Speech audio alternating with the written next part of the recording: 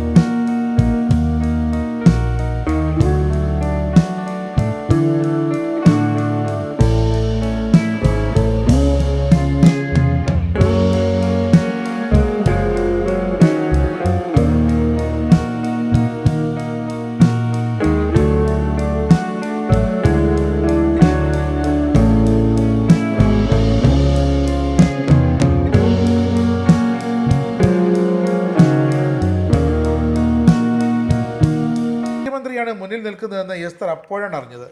അതുകൂടി അറിഞ്ഞതോടെ അത്ഭുതവും ആരാധനയുമൊക്കെ ആ മുഖത്തേക്ക് ഓടിയെത്തി. എസ്തറിന് മുഖ്യമന്ത്രിയെ വ്യക്തമായി അടുത്ത് കാണാൻ സുരക്ഷാ ഉദ്യോഗസ്ഥരും ഒരുപടി പിന്നിലേക്ക് മാറി.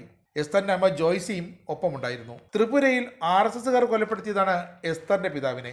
പാർട്ടിക്ക് വേണ്ടി രക്തസാക്ഷിത്വം വഹിച്ച ഒരു അച്ഛന്റെ മകൾ അമ്മ ജോയ്സിക്കൊപ്പമാണ് എസ്തർ കേരളത്തിലേക്ക് എത്തിയത്. അമ്മയ്ക്ക് കണ്ണു ചികിത്സയ്ക്കായി പാർട്ടിയുടെ ഉത്തരവാദിത്വത്തിലാണ് ഇരുവരും തലസ്ഥാനത്തേക്ക് എത്തിയത്. IP ബിനുവിനായിരുന്നു ഈ കുടുംബത്തിന്റെ ഉത്തരവാദിത്വം. ജോയ്സിയുടെ രോഗബാധ ഗുരുതരമായതിനാൽ ഇപ്പോൾ RCCയിൽ ചികിത്സ തുടരുകയാണ്. EK നായനാർ ചാരിറ്റബിൾ ഹോമിലാണ് തൽക്കാലം താമസം. എസ്തറിന് പക്ഷേ കേരളം വിടാൻ താല്പര്യമില്ല. അത്ര കണ്ട് കേരളം ഇഷ്ടമായി.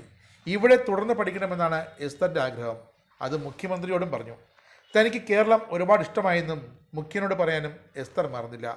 ഒടുവിൽ എസ്തറിന്റെ അഭിവാദ്യം സ്വീകരിച്ചാണ് മുഖ്യമന്ത്രി മടങ്ങിയത്.